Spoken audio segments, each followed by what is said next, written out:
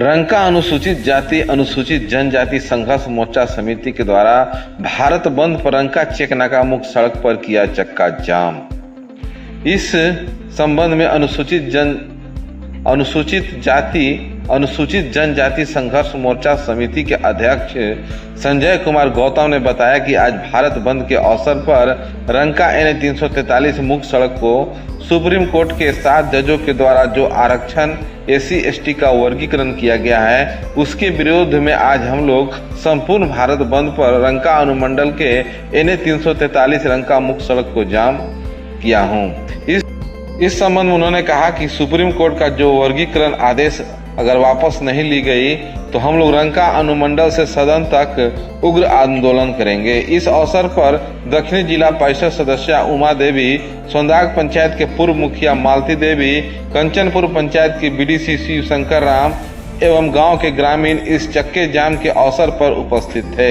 वहीं भारत बंद में पहले की तरह सभी दुकान खुले रहे, छोटे वाहन चलते देखे गए एवं बड़ी वाहन बंद देखी गई।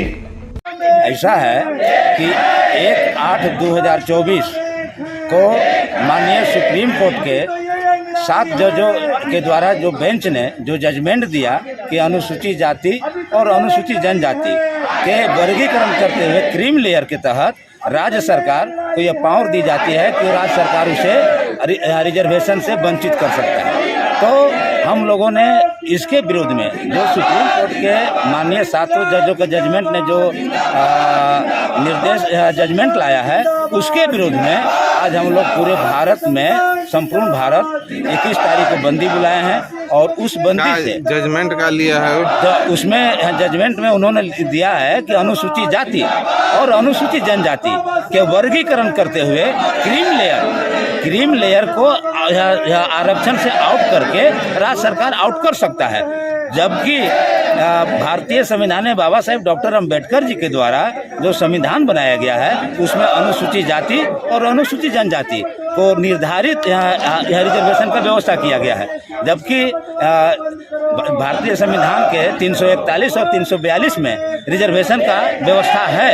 पर ये जो है केंद्र सरकार से आज हमारी मांग है इस धरना प्रदर्शन के माध्यम से कि आप तत्काल जो सुप्रीम कोर्ट का जजमेंट आया है उसको हाउस बुला करके पार्लियामेंट हाउस बुला करके और इसके विरोध में एक नया अध्यादेश ला करके और नया अध्यादेश लाते हुए